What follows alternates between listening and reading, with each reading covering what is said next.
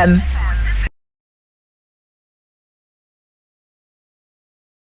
All good. So, we don't actually know each other up until last weekend, actually. But you are a former student at Salmon University. Yeah, so I was I studied sports journalism at Solent University as my undergrad, and then I went and studied sports broadcasting as my MA. And then since leaving university, I now find myself working with Smiley Movement. It's a non-profit, and we basically are there to promote charities by producing films, positive news, and really kind of promoting the effortless work that charities are doing on a day-to-day basis. A lot of these charities don't have the kind of capabilities to do the work that they need to be doing while shouting about it at the same time. So that's where we come in. We will promote the work that they're doing to new audiences and to new people, and to drive donations, to drive awareness, and hopefully drive some change as well. So I'm assuming that's how you got involved with Ripple in the first place. So I got involved with Ripple in the first place when I was producing a documentary on suicide prevention. I realised that nobody was really talking about suicide prevention, and we just kept hearing of the awful news of people dying, and I really wanted to make a difference to my community and my social circle. So I wanted to learn about some of the prevention aspects of suicide prevention. So I went up and down the country meeting with people who had been bereaved by suicide, people who were making it their life to make a change within mental health. And so one of the people that I had the fortune of meeting was Alice Hendy and Ripple Suicide Prevention. And once the documentary was finished and launched, I really wanted to help Alice. The charity was very new, very early stage. Yeah, I'm just glad to play my small part in raising awareness of Ripple Suicide Prevention. And you mentioned in the package that we're going to play that you got involved with the football side of things last year in the summer. So presumably you spoke to the charity about this and then proceeded. Yeah, so one of the things I've always wanted to do is organise a charity football match, and I couldn't think of a better charity to work alongside with than Ripple. So we organised a charity football match down at AFC Totton last summer, and it managed to raise over £3,000 in one afternoon. And I'd be silly if I didn't carry that who played in the game. And we've just been adding players here and there, people that really kind of want to get alongside Ripple and want to promote Ripple, raise money for the cause, and again get in a social setting and play football. And it's not regular, it's more semi-regular if anything, and it's a really good way of getting lads together. Yeah, so is any of the people that played for the charity, in the football sense, has anyone been a suicide prevention themselves, or is it just people that you've just put together? All of the players that play for Ripple FC, they kind of come from a range of different backgrounds. Some of whom just really truly believe that we need to keep talking about mental health, we need to keep raising awareness. Some of whom have been sadly bereaved by suicide themselves, either for a family member or a friend, and some of whom are also people who struggle with their mental health. And it's really kind of a wide range of different people with different goals that they want to achieve through Ripple FC.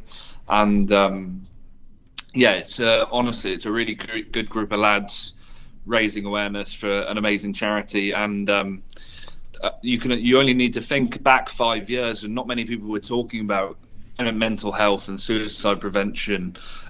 So all of the work that we're doing now, we won't see the difference for another 5 years, when all we're doing right now is normalising the conversation, and we'll see the impact in a few years, hopefully. And so you've played last week and you played in other football pitches before. You've got a few more games coming up open towards the summer. Yeah, we've got a few more games coming up locally and nationally as well. So we usually play our games in and around Portsmouth against other charity teams, against other teams that want to support. We've got plenty of games coming up this summer. So we've got a game in North London against Hull for Heroes team GOFC.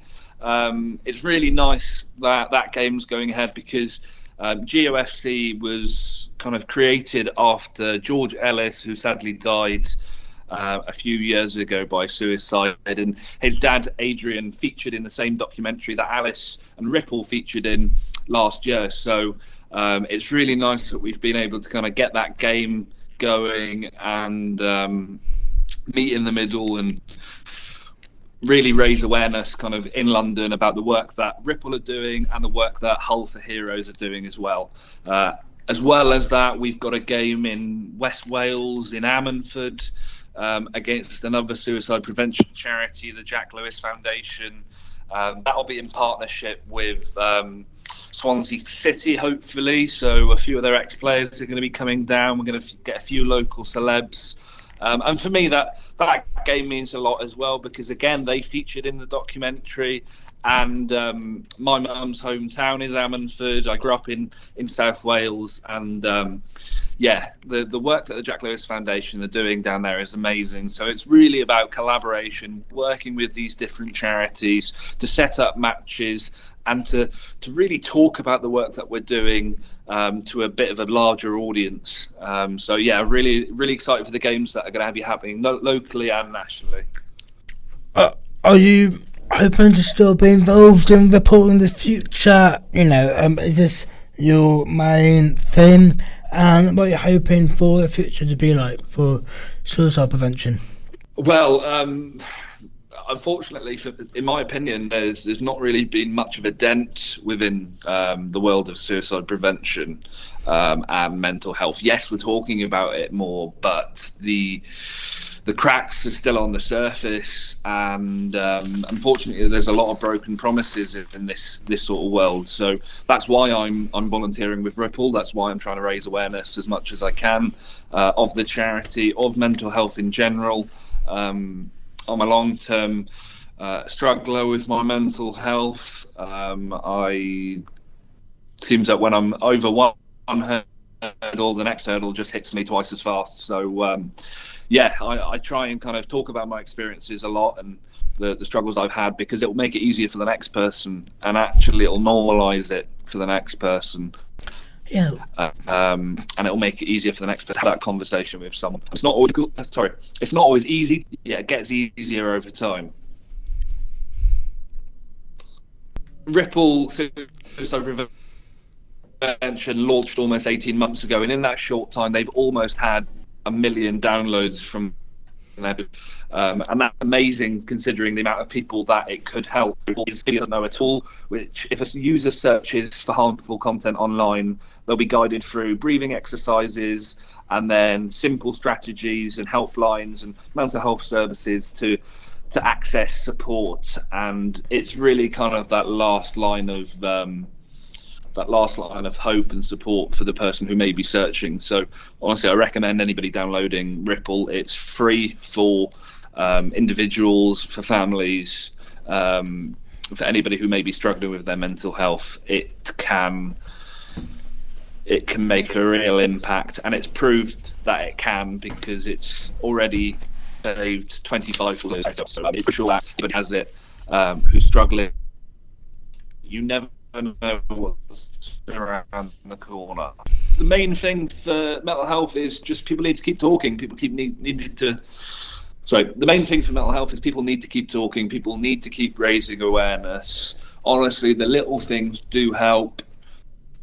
And as I mentioned earlier, you won't see the impact for a long time. So don't kind of hesitate on acting now, because it'll then take longer to make impacts and make strides in the world of mental health. Brilliant. Cool, nice one.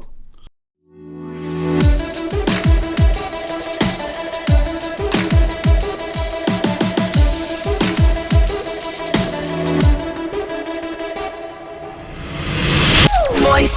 Let's go. Voice FM.